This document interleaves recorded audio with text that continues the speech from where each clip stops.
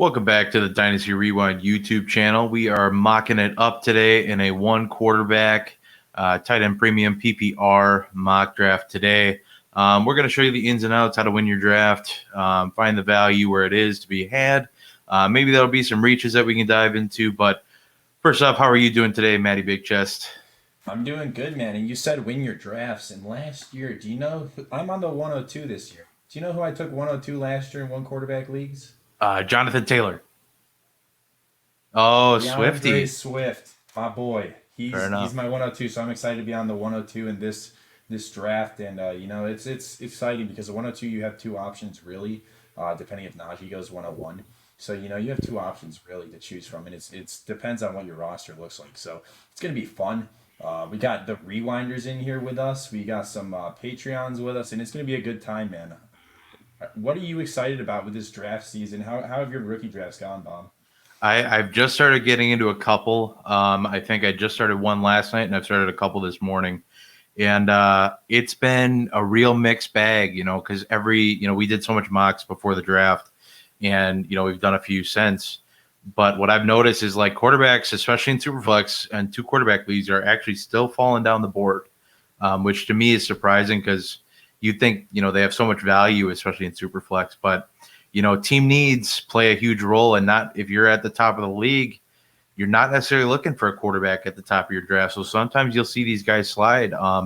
Yesterday, Travis Etienne went 101, which, hey man, to each their own. But it was a huge value for number 2 pick. We got Trevor Lawrence.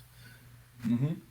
Yeah, I mean that's just insane. Like in a league that I was in, I had 108, and I didn't need a quarterback. I traded the 111 with a 112 and 201 for my Tua share because I'm a Tua apologist. I know you don't like him, Bob. I know. But I had the 108 and Jamar Chase is on the clock on the board with Trey Lance, and you know who I took? I took Trey Lance because the quarterback position has more value in Superflex. So I took the quarterback, and I was excited to get him. So this rookie draft has been process has been crazy because of all the people sitting out for a year. There's a lot of questions about who's going to be good to go for the NFL in their first season. There's Rondale Moore who had to take injury leave, so there's players that you can sweep. And I got to get my phone so that I can mock draft with us. Sure thing. I'll get it going. So like I said, this is going to be a one quarterback PPR tight end premium. So quarterbacks probably won't go off the board right away. It'll be probably realistic to your home league where quarterbacks tend to slide. But with the first pick, I set up the mock, so I always give myself the first pick because I'm a jerk like that. But I'm not gonna get cute. I think there's really two options at the top of drafts. I'm gonna go with Najee Harris, the running back for Pittsburgh. He's gonna get fed. He's gonna be that workhorse there. Take some pressure off of Big Ben. Hopefully, open up some play action passing for Juju, Claypool, and Deontay Dropson. What do you think about Najee going 101? I mean, it's chalk, man. Like we said, I think that Najee Harris is the best talent available. He landed the best spot available. Ben Roethlisberger has 1 to 2 years left, depending on how long he wants to play. They just drafted Pat Fryermuth as well. So they're in win now mode. So I'm looking at Najee Harris and Pat Fryermuth in a one quarterback tight end premium league as my 101 and my 201. If I can get Pat Fryermuth at the 2-1, if that's the best player available, I'm taking him. But I like Najee at the 1-1. That's a great pick. So I'm up at the 1-2. This is tight end premium, but I think I'm gonna go Jamar Chase over Kyle Pitts. I like Jamar Chase a lot more as a wide receiver because I like wide receivers more than tight ends. Kyle Pitts didn't get the wide receiver tight end tag. Give me Jamar Chase in this position, just because I think that Joe Burrow and Jamar Chase are gonna have a good connection in the NFL as well. Yeah, man, I'm right there with you. I think that's one of like the cooler kind of storylines coming out of the draft is all of the college pro reunions. Even Jalen Waddle to go play with Tua. You got Devonta ETN Smith Smith. Yeah, and the whole. Hurts. That's a good point. I didn't even think about that. Then you got Jamar Chase going to play with Burrow. You got ETN going to play with Trevor Lawrence. And I just think it's interesting seeing all these teams drafting weapons for their quarterbacks. I wouldn't know what that is. Being a Packer fan, I don't know what that's really like. What are you talking about? You got Amari Rogers, the GOAT.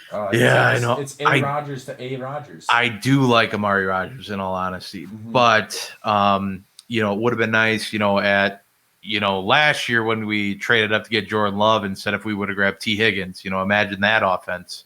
What could have been. And this year, we could have drafted JOK in the first round, but it is what it is. And now we're waiting on Nate. Yeah, to get his just give him Kyle Pitts here. We should. He's either going there or I think he's big on ETN, honestly. So he's I like one of which way. I think it's such an interesting dynamic, kind of at the top or after that first tier of that is Najee and Jamar Chase, because right away you kind of get into a question mark pool of. Is ETN going to get a lot of work right away? Is Javonte Williams going to get a lot of work right away? Yes. Even Waddle, do you think he's going to get a lot of work right away? All right, let's give Nate Travis Etienne, like you said. Let's give him his running back and let Linda take Kyle Pitts because that's her pick. So let's give Travis Etienne to Nate because Nate's not here right now. But that's who I would. Etienne, you said? Well. Yes. Yep. Let's Linda get Kyle Pitts here because that's her guy. That's an easy call. I think it's the best value at 1.4. Getting Kyle Pitts at 1.4 in a tight end premium league is huge. That's good value. So I was almost taking Kyle Pitts over Jamar Chase. So. Yep. I agree 100% with that move there. I think now we kind of arrive at another interesting pass. I think to me, I always lean running back. So we'll see what Bubba Dwayne does here. I always lean running back. Personally, I'm not even a huge fan of there goes Javonte. I'm not even a huge fan of Devonta Smith personally. I like Waddle at the back end of the first in most rounds or most drafts. Man, I don't know what you can do here. This is my pick as well, Bob. Okay. This is my pick. What do you got? On Sleeper, Rajica. Okay. This is who I believe is going to be the better pro player in the end, who's going to have more targets in that offense, and that's Devonta Smith. I think that he's just an overall stud. He won the Heisman for a reason. He can stay healthy at his weight in the SEC. So, Devonta Smith is my pick. I know Jalen Waddle's just as talented and it's just as good a chance, but I'm going to take less of a risk on a guy who has no injury history almost in Devonta Smith. That's fair. I just have such a bad gut feel about the guy. Between that's how I feel about Jalen Waddle. That's fair. I don't know. I think it's less the player and more of the Eagles. Yeah. Not to just crap on all Eagles fans, but they have not squandered talent, but just not made the most of it.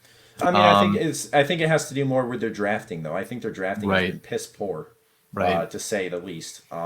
That's me putting it nicely. They drafted Jalen Reagor over Justin Jefferson. I think everybody on Twitter loved Justin Jefferson. So, it's just I don't know what they're doing with that front office. They traded down to get a 6th-round pick, and the Detroit Lions sniped up a defensive tackle, and their scout was so mad he wouldn't fist bump the guy. So, the Eagles, that was hilarious. It was great. It was gold. It's the first time the Lions have actually done something worthwhile. So, I think Devonta Smith is fine in Philly. I think they just finally recognize talent over athleticism because they were taking players like Jay Jaw, Jalen Reagor. So these players, I think Reagor still has a shot to be good in that offense. But I agree. He needs to work on his footwork. But what am I to say? Because I'm just I can't do that. I can't do what he can do on the field. So I think he's going to be good. I think that Devonta Smith, when I say he, is going to be good. What do we think about before we get into your boy Rondale? What do we think about Rashad Bateman? Where are you at on him? Don't fade him because of landing spot. That's my one tip of advice. I think that his landing spot is fine. I think that Lamar Jackson just needed a wide receiver as well, similar to the Devonta Smith part that I just went on. So I think that Rashad Bateman's a good landing spot. I think taking him at the 1.8 in a one quarterback league is actually where his value is at. Rondale Moore, the 1.9 seems like a little bit of a reach when you have Trey Sermon on the board and you have Trevor Lawrence on the board. But, get your guy. If your gut feeling is Rondale Moore, go get him because, he is going to be the 2 in that offense. And if they're going to be in the NFC West, they're going to be passing because, who just came into that division? Trey Lance. And who's in that division? Russell Wilson. So you're going to have to be passing to win games. And I think that Rondale Moore could play some running back in that offense as well. So I think that's a good pick. But, it could be a little bit of a reach at this point if you're looking at it. Sure. I tend to agree with Bateman. There's the big whole narrative of, don't fade him just because of landing spot. If you didn't like him as a prospect, absolutely stick with it because the landing spot ain't going to make you like it anymore. But me personally, I've heard where were we all on A.J. Brown 2 years ago? And I was one of those people, but I would also say that Rashad Bateman is nowhere near the prospect that A.J. Brown was coming out. Am I fair in saying that? I mean, that's fair. So A.J. Brown was a hell of a prospect coming out, but he got knocked for his size, I guess. Right, yeah. He's too big. He's too good. Yeah. But too athletic, too strong. But, yeah, man, He put up too many bench. Right, exactly. The one knock I think I have really with Bateman is, he doesn't have the same size. He has better draft capital than A.J. Brown had. A.J. Brown was a second-round pick. So, I mean, if you look at it from that aspect in an analytic profile, Rashad Bateman would technically probably have the better shot to perform. But I'm not huge on it. I think 1.8 is a good spot for him. I would personally go Trey Sermon ahead of him. I would, but I would take him over Rondale, well over Terrace Marshall, probably over T-Law and a 1 QB. So, I mean, I think Trey Sermon's the only one left on the board that I'd really consider. Maybe Pat Freiermuth in a tight end premium, but probably not. I know who your pick at 2-1 is, by the way. Oh, do you? Do you know? Yeah. Do you know who it's actually, going to be? No, I don't because it's Justin Fields just went off the board. I thought Trey Sermon was going. So now I think it's going to be Michael Carter still. You would be correct. It is going to be Michael Carter. I've been well on the Michael Carter bandwagon from the jump as a prospect. I was watching Senior Bowl film, and he was one of the prospects who definitely rose after the Senior Bowl. He obviously didn't rise enough, but he was the one who I went to go watch Javonte Williams film, oddly enough, and he was popping off the film just as much as Javonte was to me. I think he's got a chance in that offense. It's a pretty ambiguous backfield. It's him, P. Ryan, and I.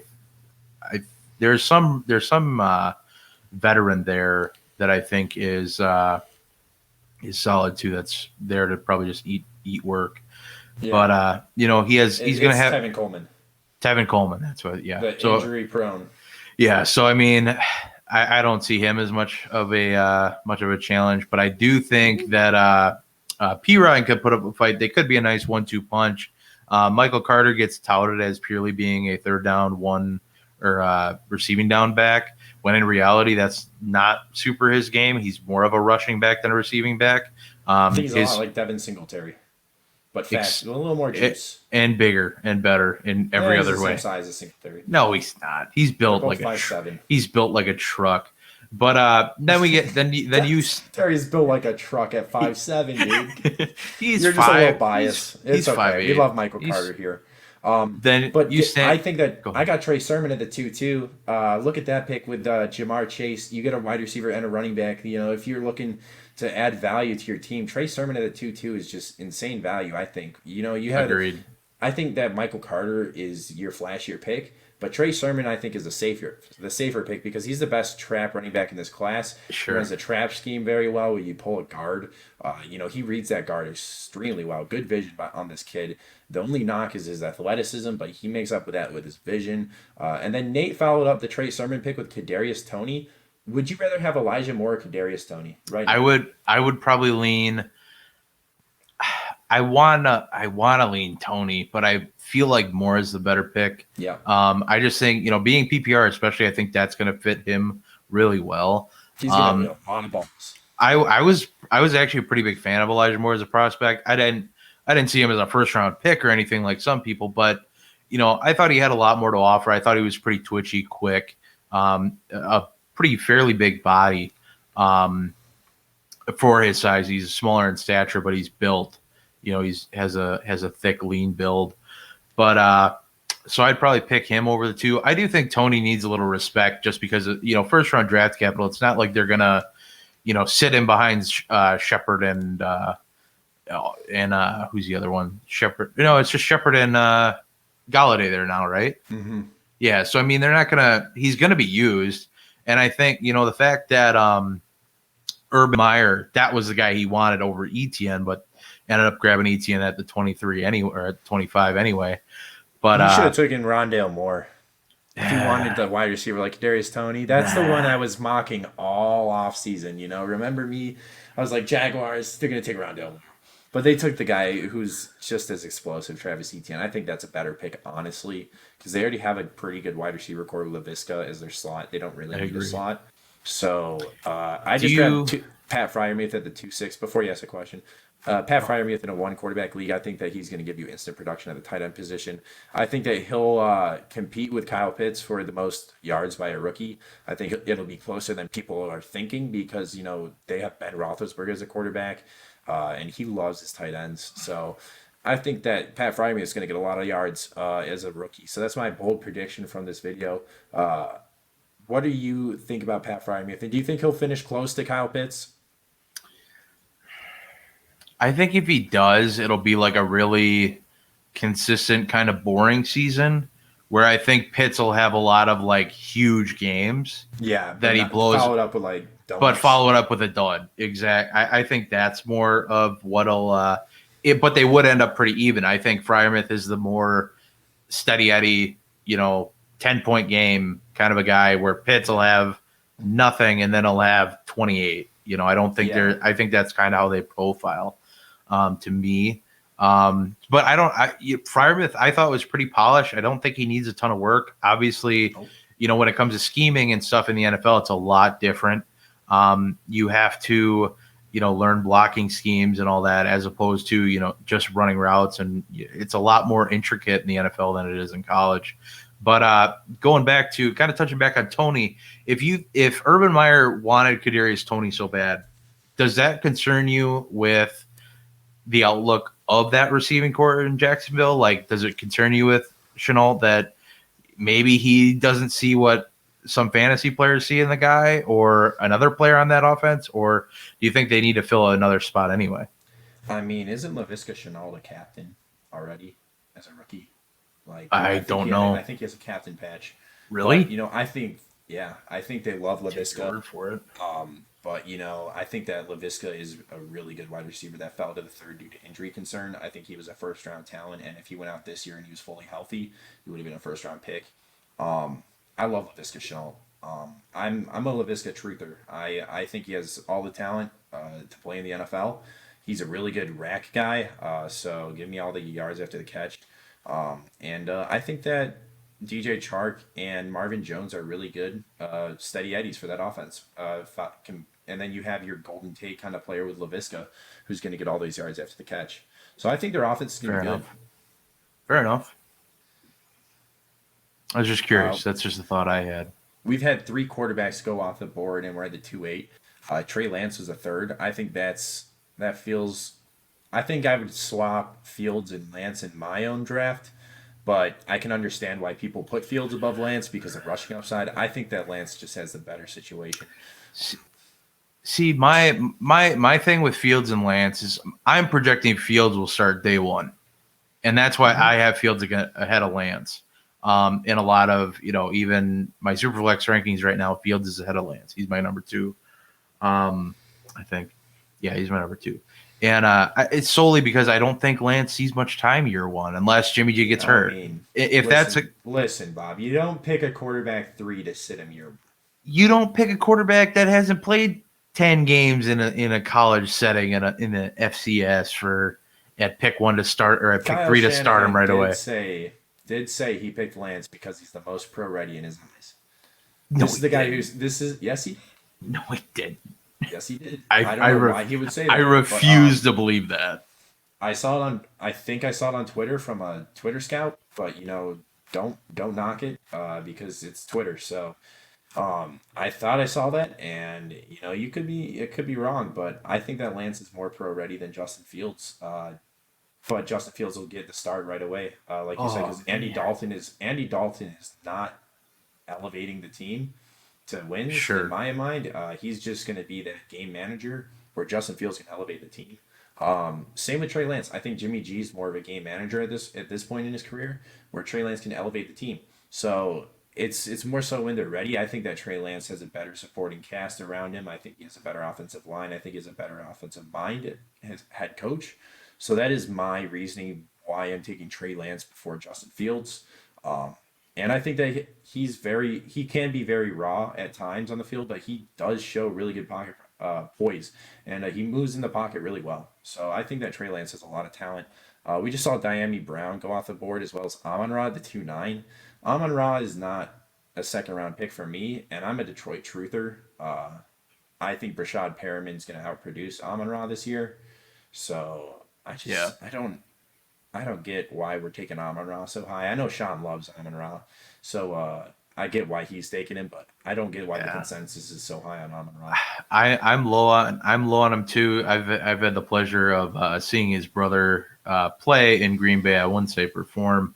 I've seen him play in Green Bay, and he's had flashes, but the dude's been super inconsistent. A lot of the reasoning being he can't stay healthy.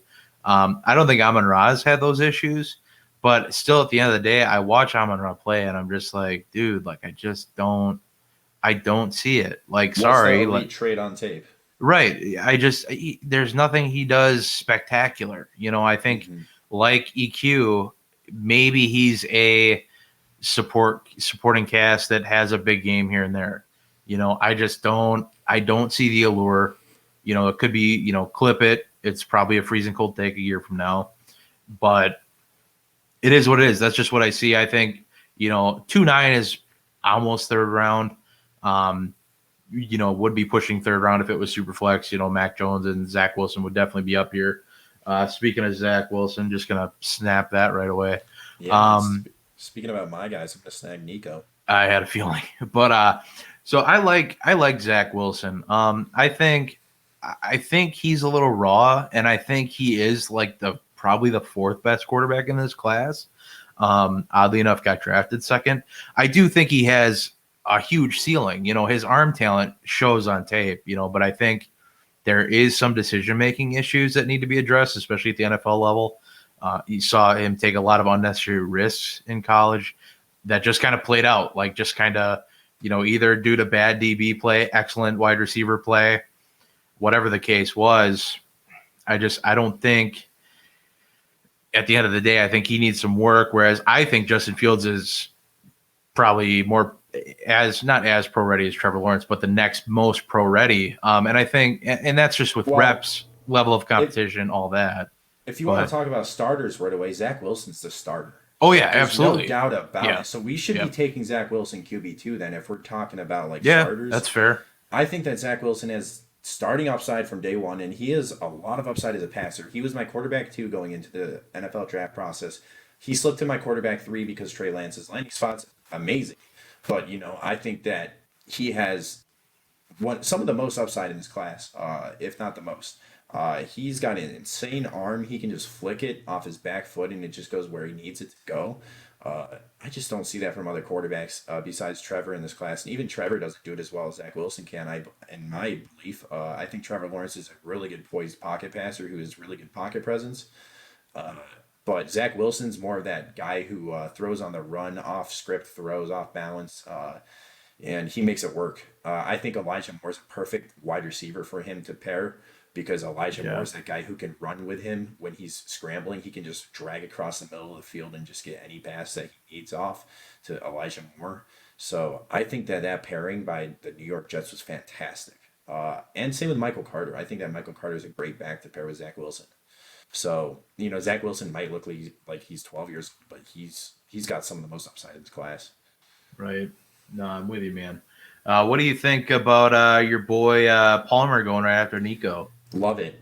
Josh Palmer, wide receiver two, upside of that offense with Mike Williams there. I think that Josh Palmer could step in year 2 and be the wide receiver 2 in that offense with Keenan Allen.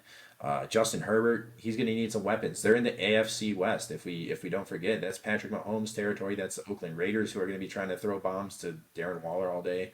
So, they're going to need the help on offense, and Josh Palmer's going to help. He's a 6'2" jump ball receiver. And he reminded me a little bit of Terry McLaurin on tape. But, Terry McLaurin's a little bit shorter, and Josh Palmer not as smooth of a route runner. So, Cornell Powell went 3-5. Fifth round receiver went over the second round receiver, Dwayne Eskridge. I would follow draft capital and take Dwayne Eskridge before Cornell Powell, but I see the allure of taking a Chiefs wide receiver and hoping that it works out. This is similar to the Darwin Thompson picks from 2-3 years ago. Sure. The way I look at it is I just feel with Eskridge, I think he's kind of buried, whereas at least Kansas City, you still have 2 elite pass catchers ahead of you with Tyreek Hill and Kelsey, but, not really a wide receiving threat. Hardman, meh. You want to get into Robinson? No. Do you want to get into Pringle? No. The way I see it is that he's probably the next up for reps. I think he could push Hardman, in terms of reliability.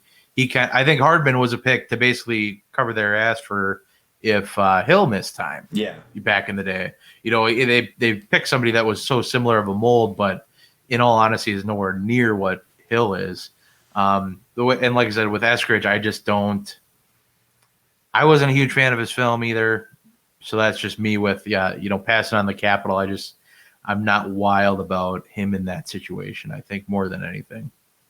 Yeah, but at this point in the draft, you're taking dart throws, and I'm taking dart throws in guys that are drafted a little higher than the rest because their projected outlook with draft capital is a lot better if you look at analytics. That's fair.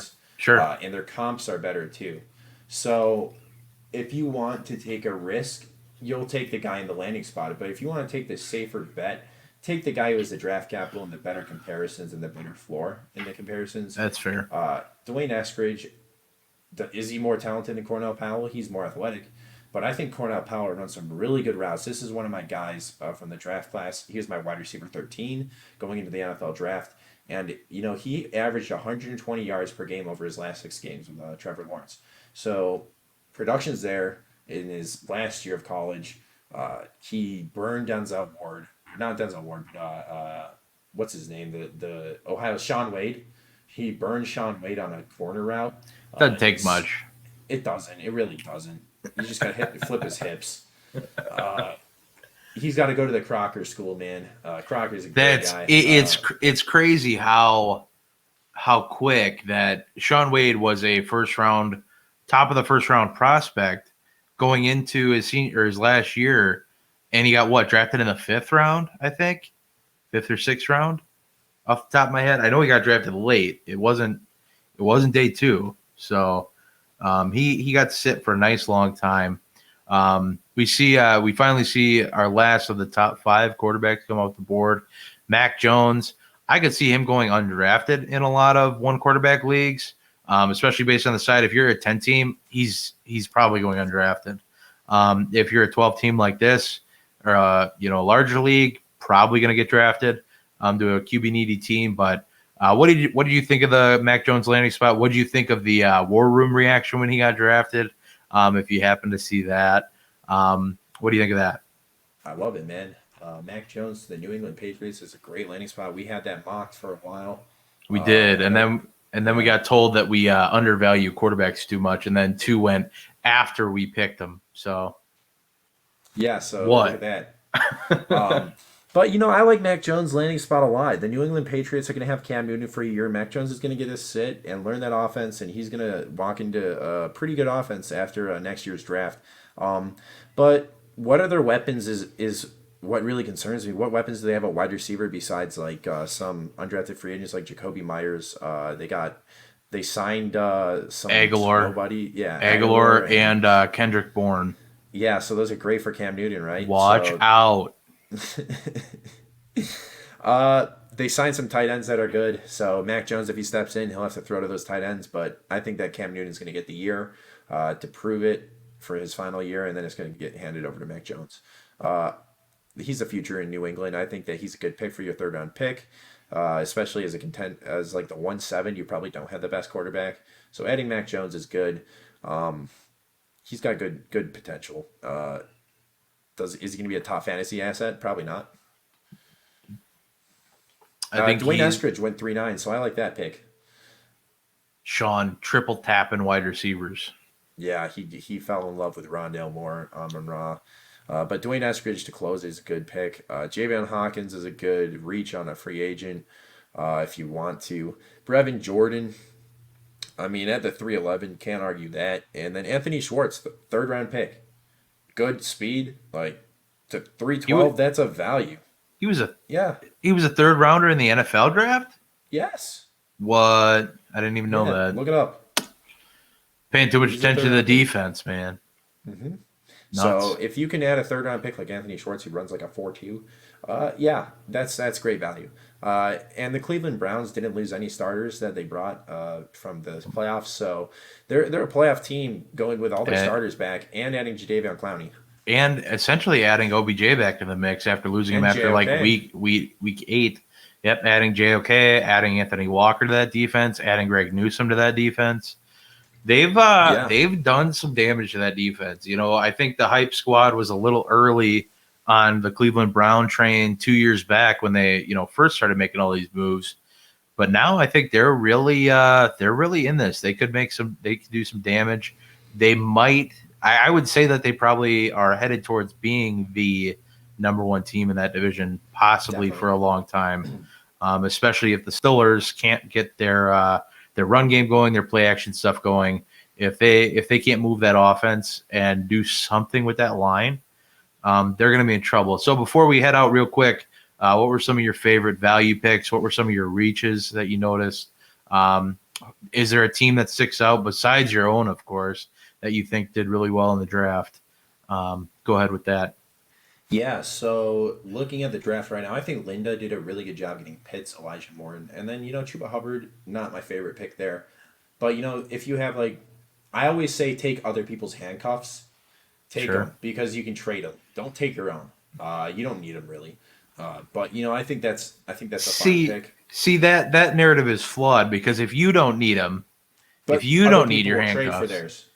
Exactly, but you're saying you don't need your own, but you're saying people will trade for theirs. So instead of trading for your own, go get your own. I think Chuba is a must draft if you're a CMC owner. Personally, I mean there are the exceptions. If you have an injury-prone starting running back, handcuff him. If you have Dalvin Cook, handcuff him with Madison. I mean, those are the obvious ones. But if you have CMC, obviously handcuff him. If you have Mike Davis last year and you have Mike Davis this year again, then you have a starting running back from CMC. So there's some good value there from taking some handcuffs. I traded for Mike Davis in the playoffs, and I traded a future second, and it worked out for me because he's going to be playing next year too. So I liked your draft too. I like adding Najee Harris, Michael Carter, and Zach Wilson. I hate that I went with my heart and drafted Michael Carter over Trey Sermon, honestly, because I'm like, blinders were on. I'm like, Michael Carter's the pick, and I'm like, I hate to be a narcissist, but I think my draft is really nice. See, I knew you would. I knew you'd say that. But you get value at the 2-2 and the 3-2. I agree. If our two picks, I think, were switched, your draft would have been amazing. I think that is the big turning point in our drafts. Personally, I like what you did. Like you said, Jamar Chase, instant starter. Trey Sermon has a chance to at least get in the backfield. I think he will. He's the best draft capital out of any running back. They've added it since Shanahan's been there, outside of paying Jerick McKinnon. But then Nico Collins, another guy who honestly they don't have any wide receivers there. They had Kiki QT. Geez, say that 12 times fast. They had him, and I still have him, but he hasn't panned out. They have Brandon Cooks, who I like, but he's injury prone, like we kind of discussed already. He's not really a wide receiver one at this point.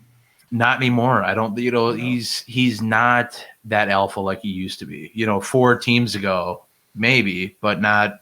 And I love Brandon Cooks, so I hate saying that, but it's true. And especially my only concern with Collins is I think his value is definitely tied to the Watson situation, however that pans out.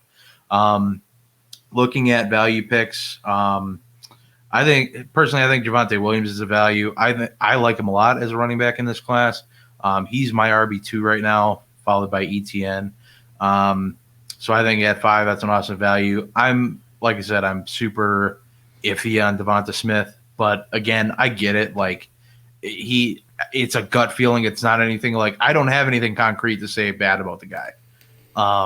It's just a gut feel that I'm not going to have any shares of the guy. I grabbed him once in best ball, but that's it. Yeah. But in terms of reaches, I think the only one I can really Gainwell. see Gainwell. That was an auto pick, so I'm not gonna. I won't get on that too much. I think St. Brown kind of, but not by much. Ramondre Stevenson is interesting at the back half of the second. I would have taken Nico Collins before him. Sure, absolutely. I would. I could see him going undrafted in a lot of leagues, honestly, unless you're a New England fan or you have a lot of New England running backs already, and you Garrett Blunt, yeah, right? Or you just want to add to that New England running back room you already got going on. Any people you were surprised to see go undrafted? Yeah, there's a tight end that got drafted by Indy. I can't remember his name off the top of my head. Oh yeah, I know. That's why he went undrafted. I know who you're talking about. I can't think of his name either. He's got a cool name. Is it McKitty? No, that was Los Angeles. His name. He's a guy that I'm drafting a lot of, and his name is Kylen Granson, and he's a sleeper tight end. He was drafted. I didn't even know who he. Overall. I didn't even know who he was. Yeah. All these tight ends were flying off that I'm like, who the heck is that guy? I would take him before Brevin Jordan in drafts. So that's my little gem for you guys. My tight end sleepers, Kylen Granson. Thank you for joining me today, Bob, and mocking. It was a great time. I always have fun mocking. But I got to mock 2 teams. So let me know which team you prefer: Jamar Chase, Trey Sermon, or Nico Collins, or Devonta Smith, Pat Fryermuth, and Elijah Mitchell. Elijah Mitchell's my little dark horse running back there. Had him queued up in a little bit of auto pick there with Q. But I like both teams. I like your team too. So I think we did a good job mocking today, and use this to win your leagues, guys. Anything you want to drop before we leave, Bob? Yeah, man. I just get out and mock. The reason we mock, and I used to always think like, oh, mocking is such a waste of time. It's a team you're never going to walk away with. In all honesty, it's a great way to kind of see how the draft falls. There we go. And train yourself to kind of be water in the situation and be fluid, be able to adjust to, different situations, different patterns. All of a sudden there's a quarterback run, and it's like, if you're in a super flex, and it's like, okay, what do I do? If I would have mocked more, I would have known, and possibly in my one draft today, that I didn't need to trade up for Justin Fields, but I did anyway, because that's how I am, because I assumed he'd go off the board early. Look at the teams ahead of you, see what they might need, and kind of play off that. That's a little bit of a nugget of advice I have to give. But thanks as always for joining us. Bob Van _IDP on the Twitter, Matty Big Chess on his Twitter. If you need graphics, hit him up. Otherwise, we at the Dynasty Rewind are out. And a little before we go, Bob, bonus. Our friend Jaywick is opening a card break community. If you guys are into trading cards, if you guys are into card breaks, go to Wicked Breaks on Twitter and hit him up. He's a great guy, and he's starting this out. So go join the Wicked Breaks community. I'm in it. You should join it, Bob. Get some Packers cards, some AJ Dillon autos like you love. Yeah. And we'll call it a day. So thanks for listening, guys.